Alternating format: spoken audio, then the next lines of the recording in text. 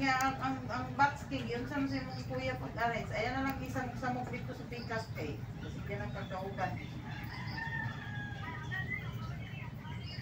Hello mga mamshi! Ngayon po magluluto tayo ng simpleng merienda na binignet. Ayan, meron tayong gata at meron din tayong unang gata, tapos meron tayong asukal, malagkit powder, gabi, kamote, saging.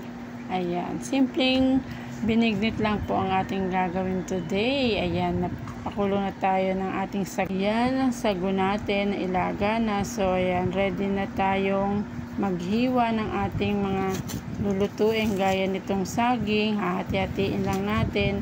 Pagsasama-samahin na natin kapag ilalaga na po natin. Yan, simpleng merienda lang tayo sa ating binignet. At hiwa-hiwain lang natin ng katamtaman ng laki para matagal siyang madurog, kasi pag maliit mabilis madurog.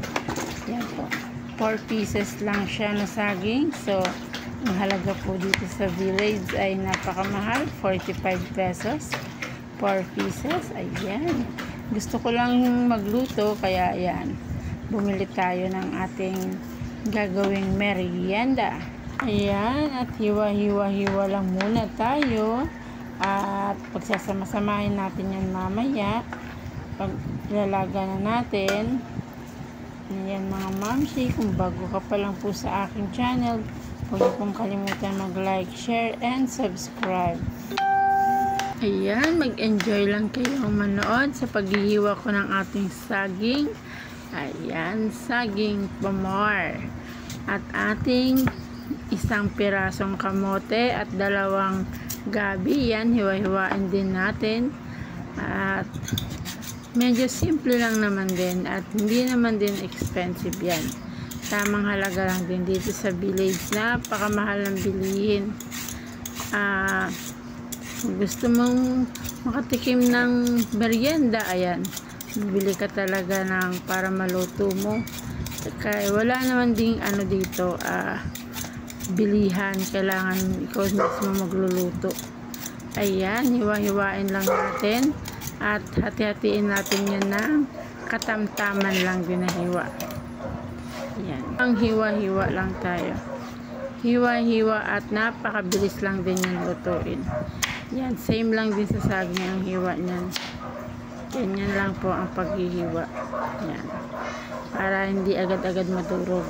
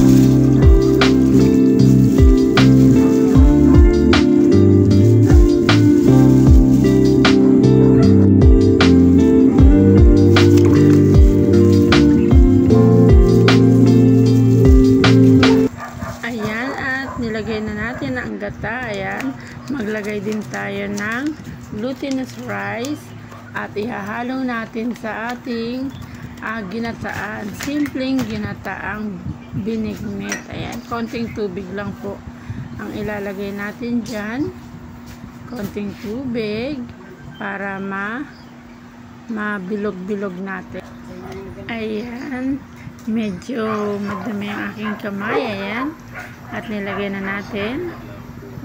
Ayan, nabilog-bilog na natin siya at i-mix-mix lang natin ng kaunti at maya-mayang kaunti ay luto ng ating ginataan.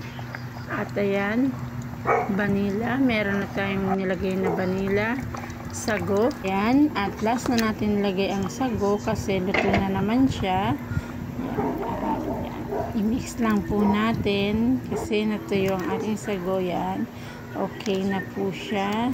At maya-mayang konti, pwede na natin siyang meriendahin. Ayan mga mamsi. Sana po nag-enjoy kayo sa aking mga video. Ayan, naglagay na tayo ng sugar. Patamtaman lang po na sugar. Ayan, then i-mix po uli natin. Wow, napakasarap ng merienda natin ngayon. Hapon. At 5 minutes na lang po, isi-serve na natin ang ating masarap na binignit. Ayan. Sana po ay nag-enjoy kayo sa aking video. At kung bago ka pa lang po sa aking channel, like and share and subscribe. Maraming salamat po. Magandang buhay. Mga kujiri, kasi kompleto din ha.